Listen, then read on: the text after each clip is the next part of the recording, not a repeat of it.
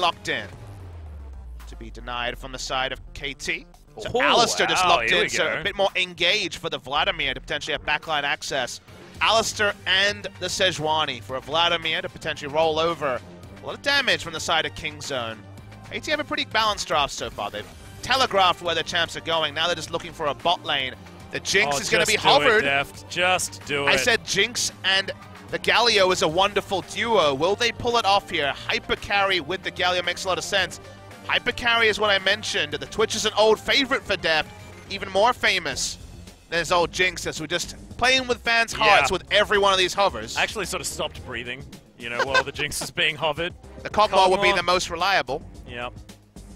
Caitlyn is certainly high win rate, though, for Deft. Feels like when he gets his hands on this champion, KT just knows what to do. It's very respectful also. It does pigeonhole them on lane control. Very hard to counterpick Ezreal, Alistair when it comes to actual kill pressure, but it's going to be the Braum and Caitlyn for lane control.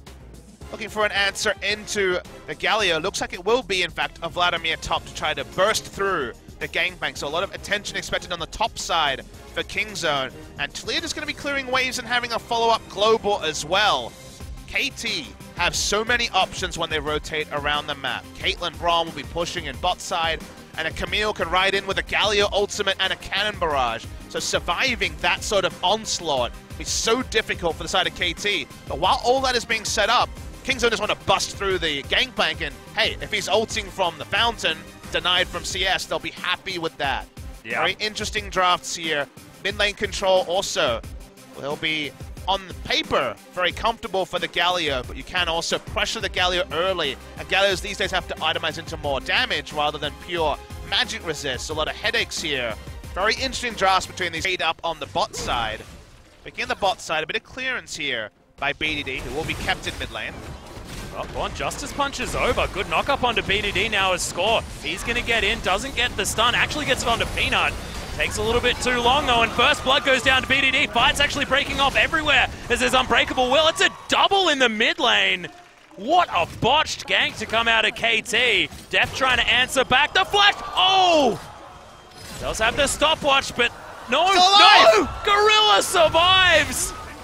Thankfully, Mata does block the True Shot barrage, but that is a tilter for Deft.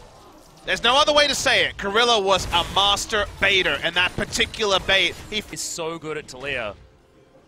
Has only played it once so far this season. And Score, he wants to try it again. Does get the ultimatum down as there's heroic entrance. Stopwatch comes in, not a lot of damage to come out, but there's the flash. Cleanse comes in, knockups there, but BDD underneath his turret now. Stun comes in, Score's going to lock down the kill, but that took a long time. Yeah, big investment. They do get the kill after all of it. BDD on the Camille, a favorite of other junglers. Been up and down, as we know, Atlas. Yeah, another seismic shove. Good body block there by Peanut to stop Pawn from getting the work done. He's got so much magic resist though, but it's not enough. Peanut locks down the kill in the end, and now Kingzone will be able to get the first turret of the game as well. Finally, the dynamic duo to lock down Pawn long enough to take down the turret. And Peanut's just been more effective on his ganks than Score. That's really all you can say. Score has had one botched, and when he's been in position, been turned around more often than not. Peanut returns with no ultimate, but still, great link up between BD and Peanut. To me, Atlas, that was the last thing that was left for Kingzone to prove, that BDD and Peanut could actually make plays together as a duo, because previously we've seen a bit of a desync between the and in the 2017 season. It's all about playing around the bot side against an Ignite Vladimir who can't go there. He doesn't have a teleport to get into the fight, thus you abuse them on the side of the map. Instead, they're trying to fight the Vladimir with Ghost Flash. Good luck. Yeah. And he's got Ghost Flash and his ultimate. He might actually be able to kill both of them, potentially. Under a turret, you definitely wouldn't rule it out. So controlling the bot side, pushing up, putting down a ward, the cannon barrage next to a structure. As Khan might die here. Yeah, so might Smeb though, because Hemo Plate comes down, Stopwatch is in there, gets a whole bunch of his health back, and yeah, you were robbed, Smeb, you were robbed, but it's all too easy to set up there from Khan. You're talking about... Kingzone going to come to contest the Infernal. Teleports are coming in. Yeah, Flash Ultimatum comes down as well as the stopwatch is used to keep Score alive. Prey gets out of there though. Triple knock-up from Gorilla, who's just creating the fight that he wants. Prey outplays everyone. Deft is dead. It's a double kill for BDD, and Kingzone are on the warpath. Yeah, time to throw up the FF. This one's done for KT Rolster. There's no way back into the game. They're too far behind with a comp that needs to be at the front. They're going to lose an Infernal and Baron. Infernal Drake almost killing Deft straight up. He had heal and flash, but it wasn't going to get him out. But will he ever get a better spot than that? It's Baron time for Kingzone. And Prey just, I swear, he gets better and better on this Ezreal. And he's always been an extraordinary Ezreal player, Papa Smithy. It's the finesse of the navigation as Smeb tries to get himself over. He's not going to be able to steal a Baron. He's probably going to die. We've got 4 Rocks Tigers on the Rift, but 3 of them on one side. Clearly better than the 1 of them on KT Rolster. We're going to see the replay. Remember, this all happens when Kingzone are ahead in goal. Should never happen with the comp that was drafted by KT from behind. The Wombo starts, and KT, by the end of it, it's like, well, maybe we'll kill Prey and feel good about that. Doesn't happen. Able to get out of it. Auto onto Pawn, takes him out. Too easy. The Infernal killing Deft. The threat of takes in 10 wins in a row for Kingzone Dragon X. Yeah. Gorilla probably happy to dive most of these turrets as well. They've got Baroned up minions. You can see how far forward he's walking. It's Peanut that starts this one off, though. Mata will have the help of the heroic entrance, but he's still taking a whole lot. Oh my god, how did you do that, Prey? Gets himself out of it. Pawn's not going to be able to find anything as Khan picks up the kill onto score. Pawn, he's in trouble as well. Good positioning from Prey in the backline, and Deft, he's going to get jumped on. Good flash gets him out, but will BDD find the threaded volley? No, gets slowed down. Mata trying to help out as much as he can. As Deft pops. Welcome back, Deft. Very depressing to be looking at the gray screen where there was a circle under you and you were definitely dead. Yep. So watching Peanut, who might die after all of this. Not a perfect game for KT Rolster, but they have 1 kill so far. Yeah, nicely done, KT.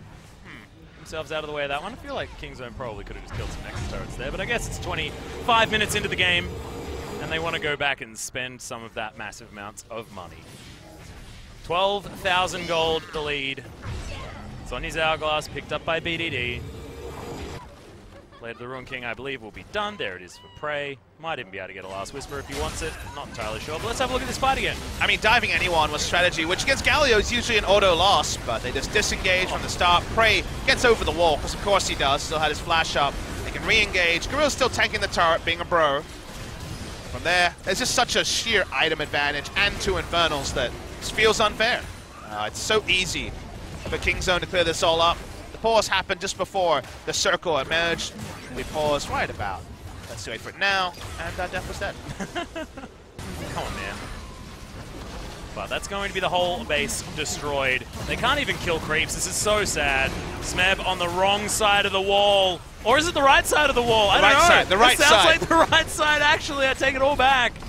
Baroned up creeps are going to mean that this is the first turret to fall down. Prey goes down to half health, doesn't care. Gorilla goes in for the pulverize.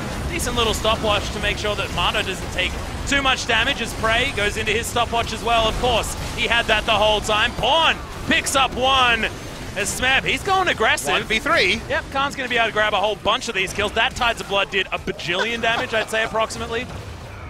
And it doesn't seem to matter what happens. Gorilla is going to hoof the Nexus to death. And Kingzone Dragon X continue their onslaught throughout the LCK. I honestly thought that was going to be a whole lot closer, Papa Smithy, but just felt like outplay on all fronts for Kingzone. Yeah, 11 wins in a row, and even though the nameplate said KT Rolster, it could have been MVP, it could have been any team, they were obliterated by Kingzone Dragon X. They continue to march on looking unstoppable. This game was over very early into the piece, as you could tell by all our attempts at stand-up comedy. Apologies, OLGN Legion.